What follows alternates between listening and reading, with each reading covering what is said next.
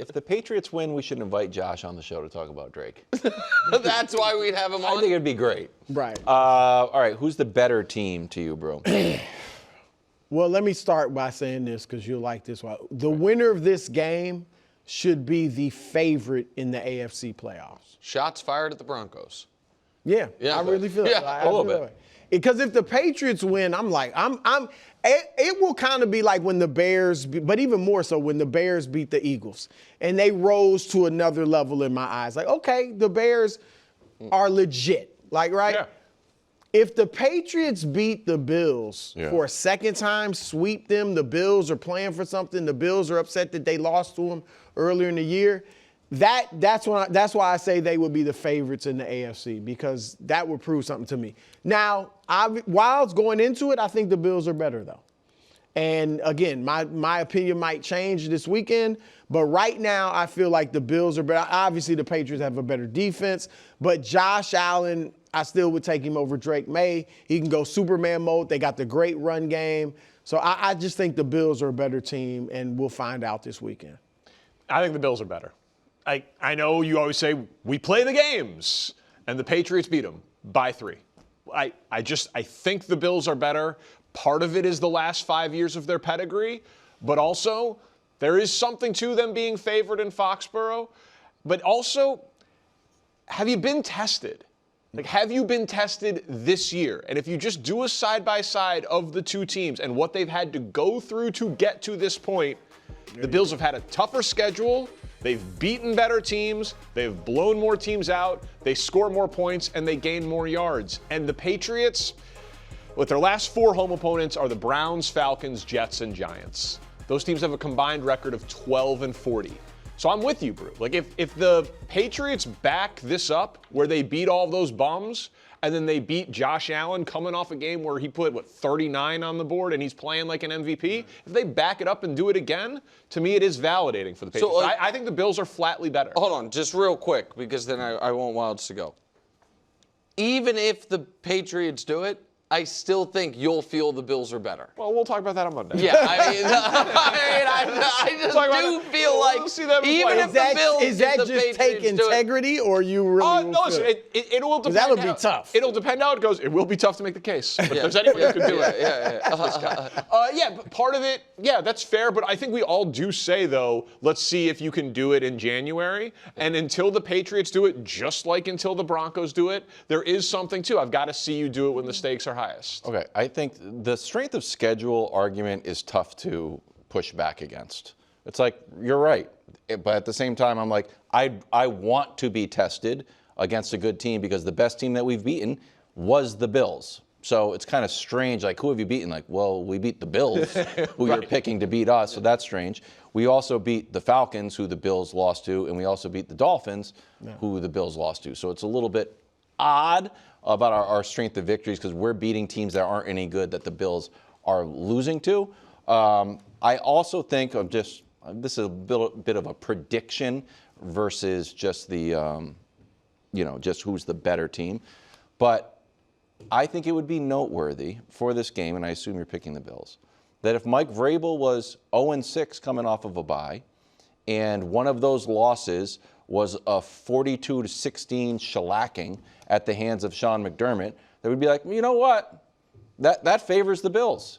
So if we all agree of being 0-6, and Sean McDermott crushed Mike Vrabel when he was in Tennessee, it would be like that was definitely a point towards the Bills. So if the exact opposite is true, Danny, I feel like you'd have to give the nod to the Patriots if Vrabel's 6-0 and beat the Bills and Josh Allen and Sean McDermott 42-16. I know it was Tennessee, but it's a data point that I feel like is getting blown past, that we've been resting and preparing for this game for 2 weeks. Can I just ask for is Mike Vrabel's career in Tennessee fair game or not? Because the good parts definitely are. And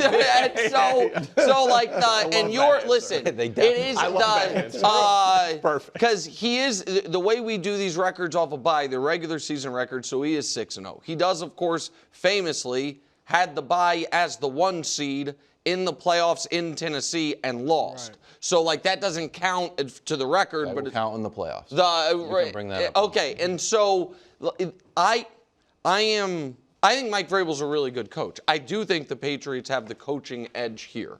And I think the Patriots have been the better team this season. I do think that is, despite your graphic, objectively true.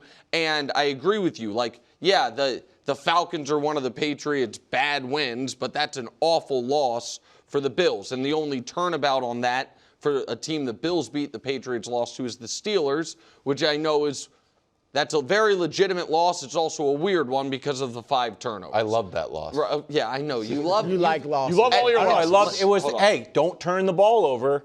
But that's you think it was a good lesson? It's a good lesson. You got to learn something. Wilds, I think, has loved every single game the Patriots play this year with good reason, except for Week 1, which we all know doesn't count for some reason. Raiders were frisky. So I think the answer is the better team is the Patriots. But the more trustworthy team and the team that I think is more durable is Buffalo. And I think that this game has enough, and I know we got off on this a bit shortly before Thanksgiving. As we get later in the year and the games start to have more meaning, there is more of a playoff feel to some of these games. And in that spot, I'm, of course, going to go with the team whose quarterback is more proven. I think right now, this moment still, even though Drake's having the better season, the better quarterback and certainly the more tested quarterback. The team that's played far bigger games than this one over the course of their history, and the team that has played tougher opponents thus far this season. Not that the Bills' schedule's been a list of juggernauts, but they played the Chiefs when the Chiefs were good. You know what I mean? That brief moment in time this season when the Chiefs were playing really well. And some other Ravens in Week 1 when the Ravens thought they were good. I understand they're not. So it's a little bit of doing gymnastics there. I get it. I just think that who do you trust more, which I know isn't the exact question, it has to be Buffalo. And I don't think the Patriots' skill advantage, whatever that is dramatic enough to overcome that. And I do think that's reflected in the betting line. The betting line piece, I'm curious what you make of this. Like, it is very rare for a team to have only 2 losses, be at home, and this late in the season, be an underdog at home. Yeah. It's rare. Like, the data that we have it's usually like quarterback injured. Right, exactly. So, like, Troy in our research department, they can do this going back to 2009. So those data points, 2 or fewer losses, and you're a home underdog in week 15 or later. And we take out the last week of the season. Twice this year. It's this week. Twice this week. Right. Denver to Green Bay, and then the Patriots to the Bills.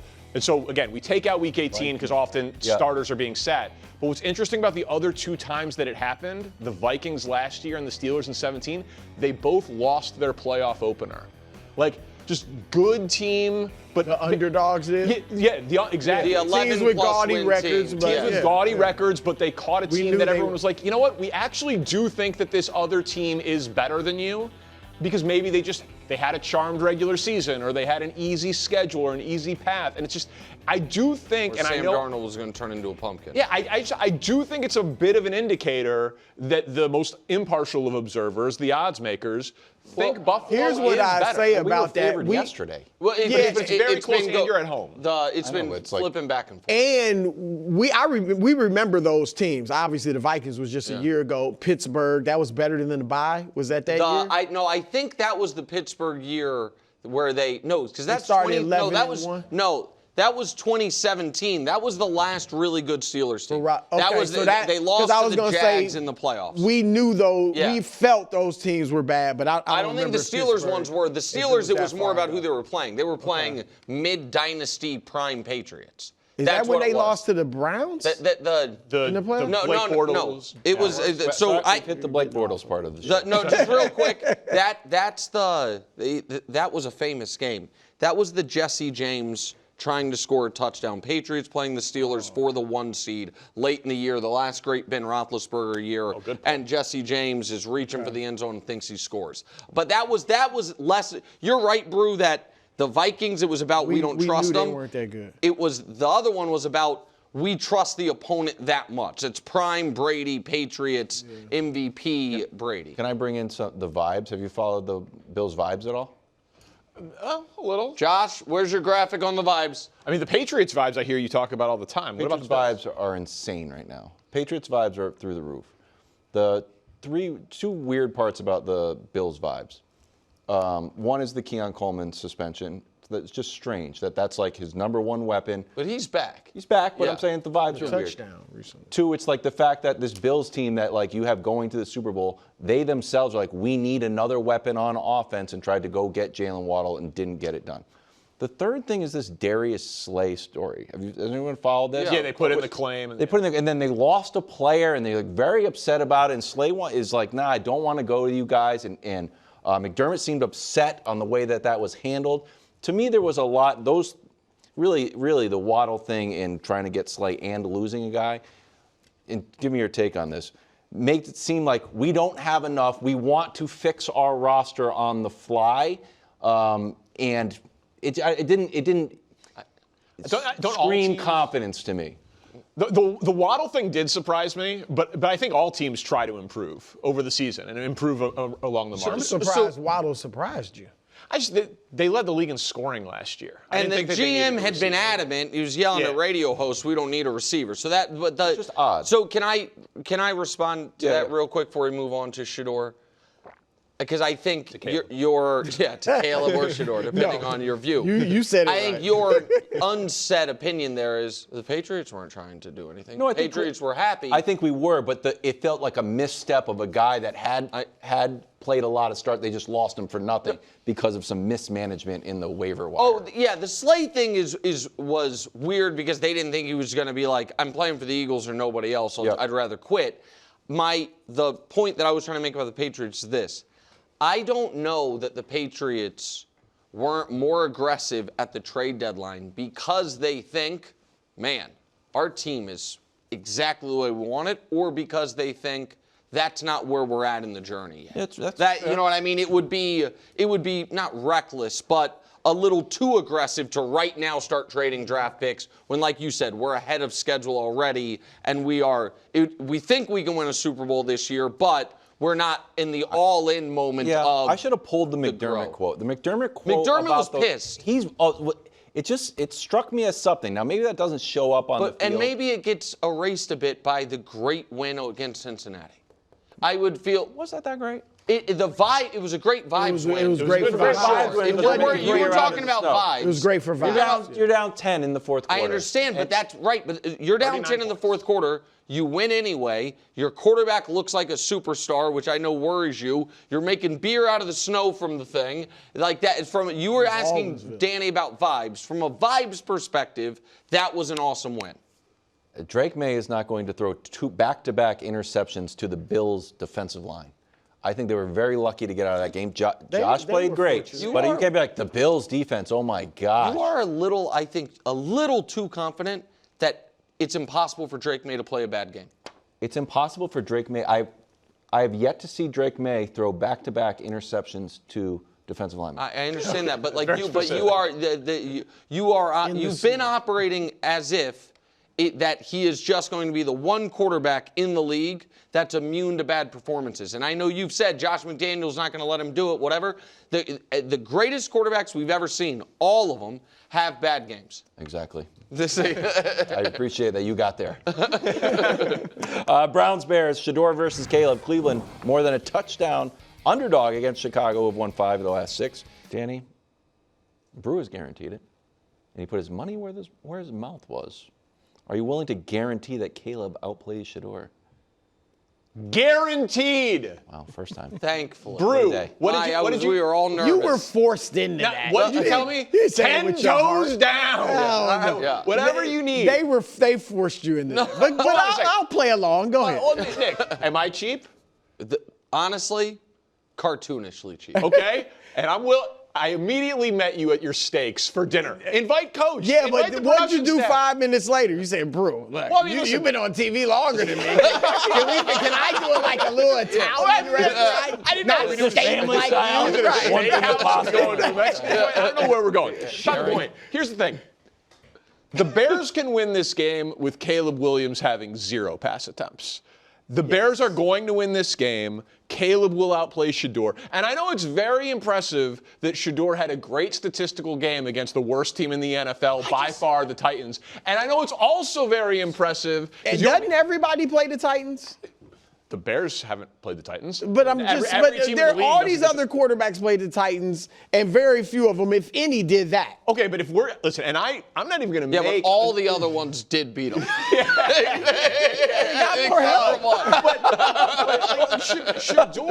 Shedeur is 3 games and I mean, know. whatever you want to count. That's what made it amazing. What made it amazing, the game against the Raiders, he completed 11 passes. He had an okay statistical game, but one of them was a 66-yard touchdown pass where 65 yards was after the catch. Like this, let's not make it out to be. Caleb hadn't had any of those. Let's not make it out to be that Shedeur is better than Caleb. I'm not saying that. I am not saying he's But better so than then predicting Caleb. him to go on the road when his only other road game is at Vegas, when it's going to be negative degrees outside against the defense that leads the league in takeaways and outplays Caleb Williams is crazy. Caleb has been pedestrian for many of their games. Caleb, and I agree, I am not saying Shedeur is better right now. I am saying he's going to have a better game. He is not. I agree. He's got to stay away from the turnovers. Okay. That's what Chicago is great at. Yeah. All right. And if he can stay away from the turnovers, I think he'll have a good to very good game. Caleb is facing a tough defense, and you know it. And Myles Garrett wants that sack record, and he wants it this weekend. All right. Caleb doesn't get sacked. And let me show you, since you throwing out all this stuff, I'm throwing out facts. I'm facts over feelings, and these are the facts. I mean, this it is what it is. It is what it is. Outrageous crap. Wait, hold on. Percentage is what it is. Rookies aren't supposed to come out of the gate in their first 3 games and put up great numbers. He didn't come out of his gate and put in his first 3 He's games. still in the gate. He's literally started 3 games. He's still in the It looks game. like I was playing quarterback. He's not counting Well, that one. I'm talking about as a starter.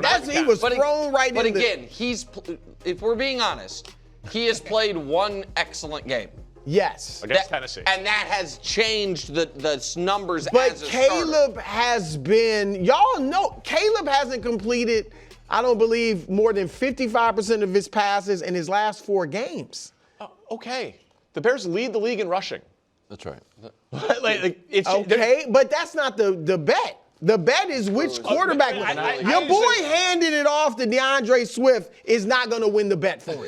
Okay, but if Shedeur throws for more yards, but the Bears win, we all agree that we're going to. Yeah. Okay. I don't I expect told you, the Cleveland guy's to win. cheap. He's going to make you write out the contract I love it. beforehand. Well, I just wanted to be fair. Yeah, go I ahead. expect the Bears to win. I'm just saying. You expect the Bears to win, but okay. Yeah. I have a Shedeur will question play for back. you because you guys are the gamblers. If I was just going to take the Browns straight up even money, no points to beat the Bears, is that a good bet on my part? I mean, you'd get like 3-1 on your money.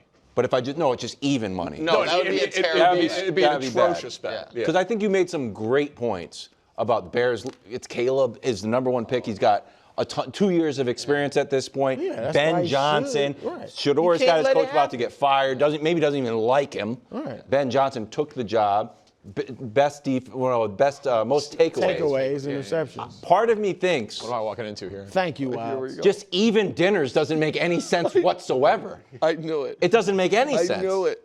It What do should you either think it should be. Interesting. I don't even know if it should be like Brew has to buy, you a dinner, but you have to get like drinks and maybe some merchandise. Dinner and show. The whole production. Because it's not fair otherwise. Oh, okay. Because Caleb has been Caleb's 4th game. Look, Danny, Caleb cannot let this happen. This thing you're predicting is going to happen. Caleb's got the better receivers. Yes. You said He's got the happen. better running game. He's got the better play caller. Yeah. He's got an offense that has been geared and built around him for an entire season. He's at home, yeah. Shedeur At home. was ignored for the first 12 weeks of the season. Yep. And just thrown in a few weeks ago.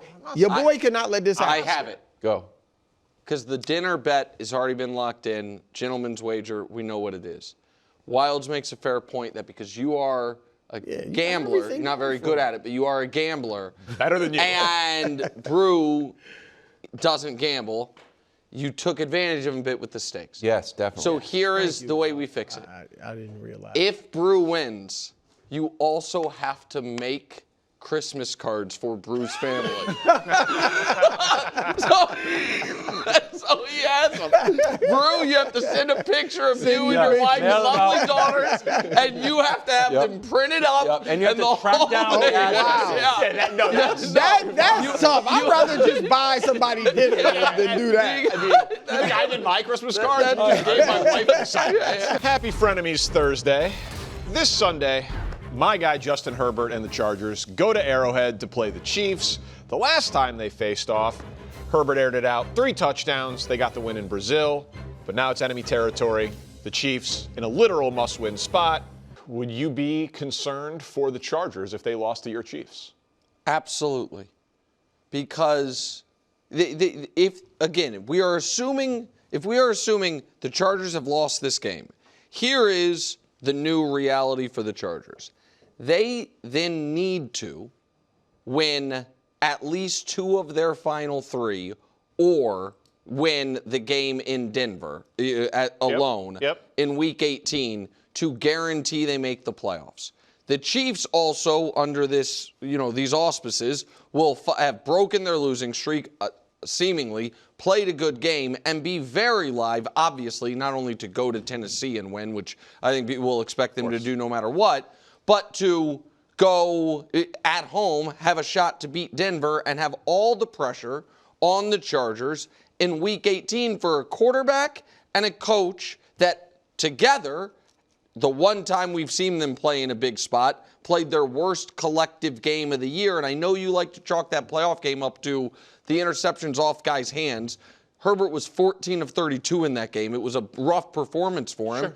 And I don't think the Chargers are in the midst of their best ball. I think there's reason for it. I think it's understandable. But Herbert, the last month, while he has been impressive with his toughness, it's the worst month of his season, last 4 games, from a yardage perspective, from a passer rating perspective. They got boat raced by the Jags. And if they lose this game and they're staring at Dallas, Houston, at Denver, and I think it's at Dallas as well, I would be very worried that they are going to lose at least one of Dallas or Houston and then be facing a game with their season on the line in Denver. I don't know how you wouldn't be worried. Well, they play well against playoff teams, and the Chiefs aren't a playoff team. I'm just like, no, I don't think that we've gotten to the point in the season where losing to the Chiefs is a set off the alarm situation. You guys are 7th in points allowed. You're 11th in points scored. Like, you're a good team. What Herbert said is correct. Your record is bad. You are in a literal must-win spot at Arrowhead. If the Chargers are supposed to lose this game. Yes, but if you're going to play the supposed to lose game, if they lose all the games left they're supposed to lose, they miss the playoffs. I don't agree with that. Hold on. If we're just doing the supposed to, the Chiefs are a 5.5-point underdog in this game. Yeah, this isn't a 1-point spread in either direction. I understand, but the Chiefs are favored in all their remaining games. So we're going to do that. The Chargers are underdogs here. We agree they'll be underdogs in Denver in Week 18. We'll see what Denver has to play for in that game. Okay, this all assumes Denver is not resting starters, but because they're going to be fighting for the 1 seed, I would imagine they won't be, and they're going to be underdogs next week in Dallas. So even if they're home, it'll be close. So if Vegas is right about the Chargers, if the Chargers go 1-3. And the Chiefs win their games as favorites, the Chargers miss the playoffs. In that exact scenario, yes, but I also think, so the Chargers against playoff teams this year are 3-1. Yeah. They hold teams to 21 points per game. Yeah. They've played well. I don't think it is reasonable to assume that they are going to just fall off the face of the earth. And yes, I think part of why he's been struggling is the bad offensive lineman, the broken hand. These are contributing factors into him going down. But those aren't getting fixed in the next month. Well, hopefully the hand should get better. He had the surgery. I expect the hand to improve there, and he said so as well this week. But it's just a situation where it almost feels like you've set it up where the Chiefs' loss is all of a sudden a bad loss for the Chargers. It's not a bad loss. And this is where I fundamentally I disagree with you. If the Chargers, you believe, if they make the playoffs, are going into the playoffs with the hands down second best quarterback, with a behind Josh Allen, right behind Josh Allen, yeah, absolutely, with a champion level coach. They will have been tested throughout the year and played well against playoff teams in a wide open AFC, right? Where the one team with a better quarterback also is going to have the tough wild card path, and they're going to, in round one of the playoffs, either be facing Trevor Lawrence, Bo Nix, or Drake May. Right where you will love the Herbert matchup. You should be, I think, the way you talk about Herbert, thinking of the Chargers, you know what? This is his Peyton Manning year, and they can go to the Super Bowl. Of course they can. And if that's the case, right, then the ability to end the Chiefs' season and de facto lock up your playoff spot is you should be able to rise to that moment. But of all of those games that you just listed, I would argue that this is the toughest of those spots. What? Oh, okay. Winning at Arrowhead when the Chiefs have a Patrick Mahomes who is playing well in a literal must-win spot for the Chiefs is a tougher spot to win than in Foxborough against a quarterback with 0 playoff wins or against Trevor Lawrence or certainly against Bo Nix. Of the 4 games you just mentioned, this would be the most impressive win for the Chargers. But the problem is this. We just saw the Texans do it. We saw Denver do it. The other AFC playoff teams that the Chargers will be do it. No. Right. They beat the Chiefs. I was focused on the in Arrowhead part like you. We saw them do it.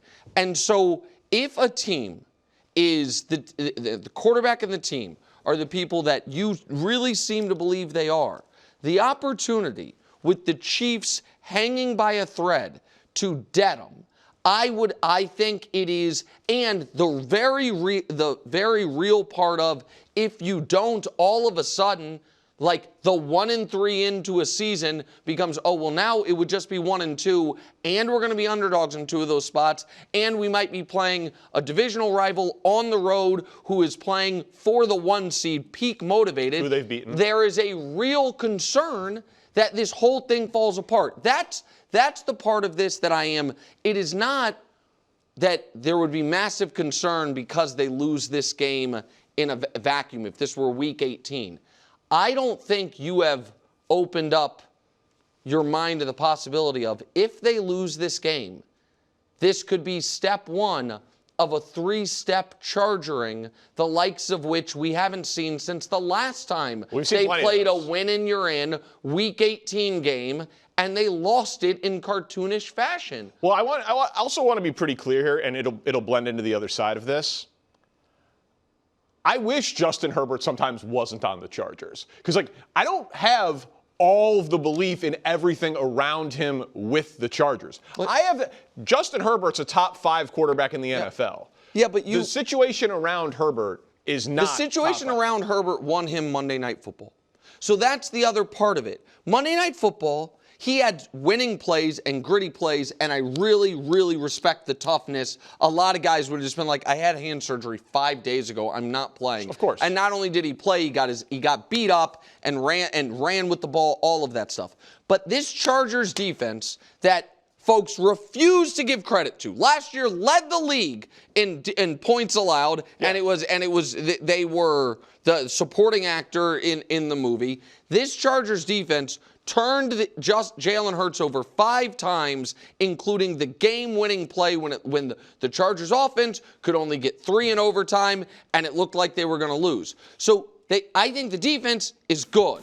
Obviously, the coach is excellent. You love the quarterback. The offensive line injuries are devastating. There's no doubt about it.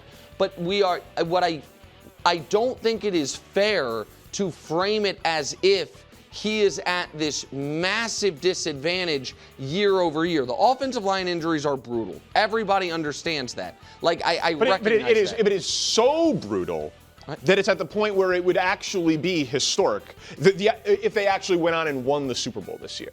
He would be the most sacked quarterback to win the Super Bowl. Okay. That is an unreasonable expectation. I'm not expecting him to win the Super Bowl. I'm expecting him to beat a Chiefs team that has lost 4 out of 5. You are? What? You're expecting the Chargers to win? I am under the auspices of this conversation. I am saying you beat the opportunity to put a stake in the Chiefs' coffin, and to beat a team that has shown over the last month it is imminently beatable. If you have any shot to me of going on a real playoff run, this is the type of game you win. So what would you then say if they do it? Like, what would your level of, like, how much credit do you give them on Monday if they beat the Chiefs? If the Chargers do this, then I think they are absolutely a legitimate AFC contender. They will. So Philly didn't prove that, but beating this Chiefs team in Arrowhead does. No, because absolutely. Okay. No, absolutely. Because for all the reasons you've kind of alluded to, because of how big of dogs they are, because of I don't trust this quarterback and this team in spots like this. If they do it, and the fact that they will essentially lock up a playoff spot with 3 weeks to go and really be able to maybe try to go into the playoffs as healthy as possible, I think they'd be super dangerous. So this would prove a ton to me. This is a win, which is why it's such a shame they're not going to get it. Can't wait to watch. Yeah. Thanks for watching. Subscribe here to get more from the show and to check out clips from other shows on FS1.